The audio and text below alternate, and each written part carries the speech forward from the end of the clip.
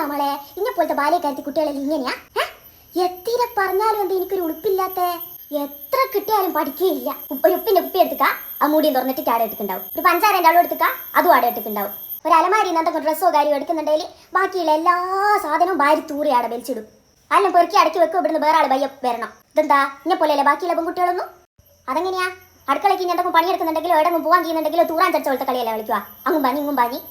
പിന്നെ അതിന്റെ അപ്പുറം എന്തു അറിയാനാ?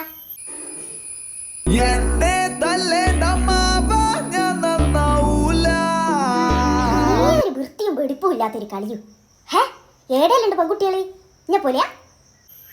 അതെന്നെ എനിക്കും പറയാനില്ല. ഏടയിലുണ്ട് ഉമ്മാറ് നിങ്ങൾ പോലെയാ? എന്നോട് നാമൂസലക്കും എനിക്ക് ഇത്ര ഉള്ള നാവല്ലേ?